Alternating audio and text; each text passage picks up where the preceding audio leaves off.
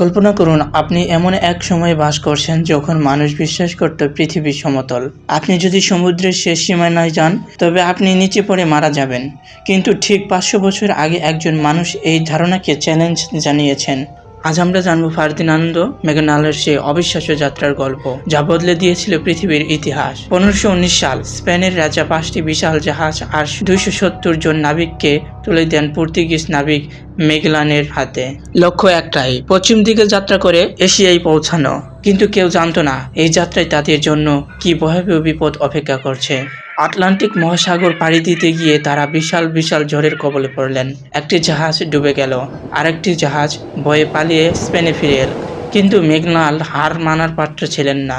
তিনি দক্ষিণ আমেরিকার নিচ দিয়ে একটি সরু পথ খুঁজে বের করলেন, যাকে আমরা আজ মেঘনাল প্রণালী বলি। এই পথেই তারা দেখা পেলেন এক অদ্ভুত জাতির। মেঘনাল ডায়েরির লেখক পিকাফেটা লিখেছেন, তারা ছিল দানবীয় উচ্চতার মানুষ। তাদের বিশাল পায়ের ছাপ দেখে মেঘনাল নাম দেন পাতাগোনিয়া। আজও এই রহস্য মানুষকে অবাক করে, কারা ছিল সেই দানবীয় মানুষ। এরপর তারা প্রবেশ করলেন এক বিশাল শান্ত সমুদ্রে। মেঘনাল এর নাম দিলেন প্রশান্ত মহাসাগর। কিন্তু শান্তি বেশিক্ষণ স্থায়ী হলো না। 3 মাস কোনো স্থলভাগ দেখা গেল না। খাবার ফুরিয়ে এলো। নাবিকরা ক্ষুধার জ্বালায় জাহাজের চামড়া আর ইঁদুর খেয়ে বেঁচে রইলেন। এর কারণে স্কার্ফ রোগে মারা গেল অনেক সাহসী নাবিকরা। অবশেষে তারা ফিলিপাইনে পৌঁছালেন, কিন্তু সেখানে এক দ্বীপবাসীর সাথে যুদ্ধে জড়িয়ে পড়লেন মেঘনাল। শত শত তীরের আঘাতে নিজের চোখের সামনে প্রাণ হারালেন এই নাবিক। তিনি পুরো পৃথিবী ঘোরার শেষ করতে পারলেন না। মেঘনাল মারা গেলেও তার লক্ষ্য অপূর্ণ থাকেনি।